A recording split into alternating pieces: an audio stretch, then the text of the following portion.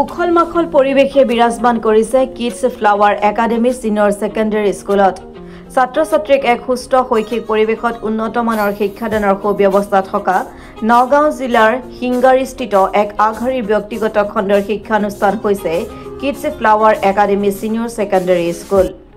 অহাকালি অৰ্থাৎ 26 ফেব্ৰুৱাৰী তাৰিখে দিনজোৰা কাৰ্যসূচীৰে kids flower academy senior secondary স্কুলত অনুষ্ঠিত হ'ব আদৰণি সভা ও বঁটা বিতৰণী অনুষ্ঠান পুৱা পতাকা উত্তোলন বৃক্ষৰোপণ শিক্ষকবৃন্দ আৰু ছাত্ৰ ছাত্ৰীৰ মাজত অন্তৰংগ আলাপ আলোচনা বঁটা বিতৰণী সভাৰ পিছতে দুপৰীয়া 2 বজাত অনুষ্ঠিত হ'ব মুকলি সভা জানিব পৰা মতে মুকলি সভাত নগাঁও লোকসভা সমষ্টিৰ সাংসদ প্ৰদ্যুৎ বৰদলৈ ৰূপহীহাট সমষ্টিৰ বিধায়ক নুৰুল খুদাৰ লগতে কেইবাজনো বিশিষ্ট শিক্ষাবিদ উপস্থিত থাকিব যুৱ প্ৰজন্মক ড্ৰাগছৰ পৰা কেনেকৈ আঁতৰাই আনি এখন সুস্থ শৈক্ষিক সমাজ গঢ়ি তুলিব পাৰি তাৰ বিষয়েও আলোচনা কৰা হ'ব উক্ত মুকলি সভাত সমূহ সচেতন ৰাইজৰ উপস্থিতি কামনা কৰিছে বিদ্যালয় পৰিচালনা সমিতিয়ে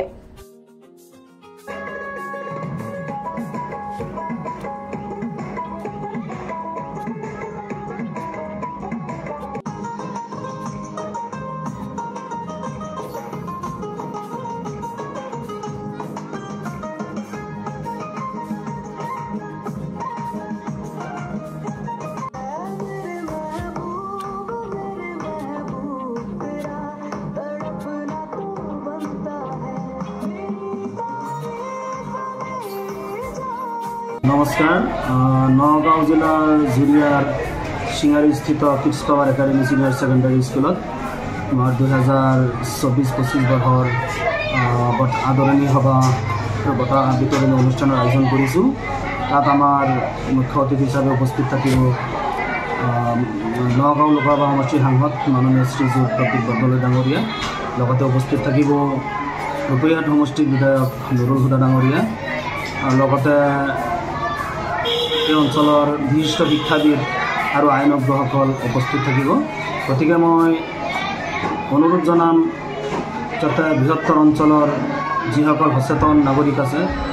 ৰাইজ এইসকলক আমি এই সভাখনত উপস্থিত থাকিবলৈ মই বিনম্ৰভাৱে অনুৰোধ জনাইছোঁ আৰু লগতে ইয়াত আজি চাওক যুৱ প্ৰজন্ম যেনেকৈ ড্ৰাগছৰ প্ৰতি আসক্ত হৈছে এই কেনেকৈ এই ড্ৰাগছৰ পৰা ইহঁতক আঁতৰাব পৰা যায় ইয়াৰ বিষয়ে গুৰুত্বপূৰ্ণ আলোচনা কৰা হ'ব শিক্ষাৰ যোনটো মূল উদ্দেশ্য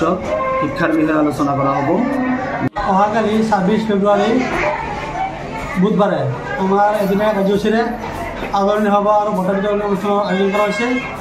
তাত আপোনাৰ ড্ৰাগছৰ বিষয়ে বাল্য বিবাহ শিক্ষাৰ যিটো উন্নতিৰ হাৰ সেই বিষয়ে আমি বহুতো আলোচনা কৰিম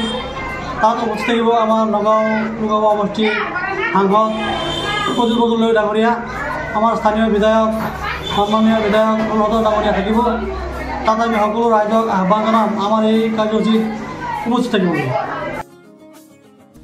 বটদ্ৰাৰ পৰা দিলদাৰ হুছেইনৰ ৰিপৰ্ট অসম টুডে